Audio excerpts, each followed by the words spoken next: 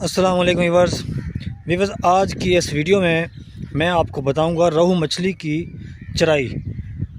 और इसमें हमने 4 जड़ी बूटियां मिक्स करनी होंगी।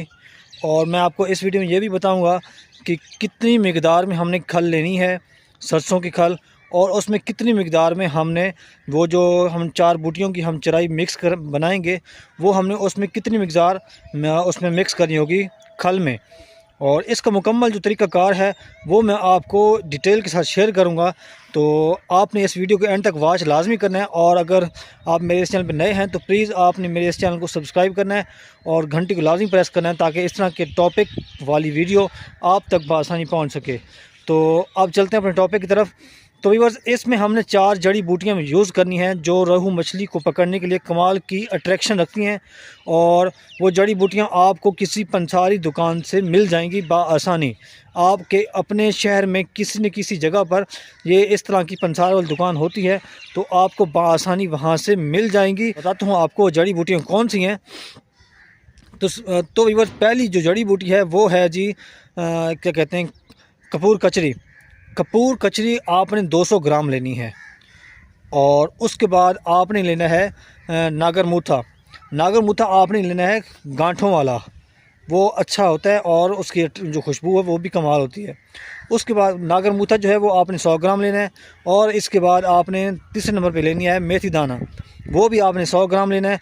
और आखिरी जो जड़ी बूटी है चौथी, वो है बालछड़। बालछड़ आपने गोल्डन यानी सुनहरी कलर में होंगे, वो आपने लेनी है। एक होती है बालछड़ ब्लैक और एक होती है सुनहरी कलर में, तो आपने सुनहरी कलर में लेनी है और उसकी खुशबू बहुत अच्छी होती है। तो अब मैं आपको तरीक़ाकार इसका बताता हूँ कि आपने इसको ग्राइंड करने से पहले आपने इनको भूनना है।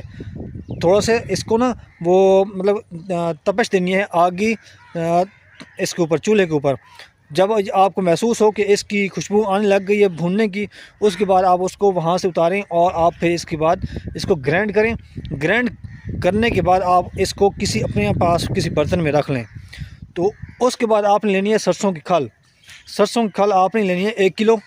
और उसको आपने पिसाई करने के बाद यानी कि ग्राइंड करने के बाद आपने वो ग्राइंड करने के बाद फिर आपने उसको भूनना है।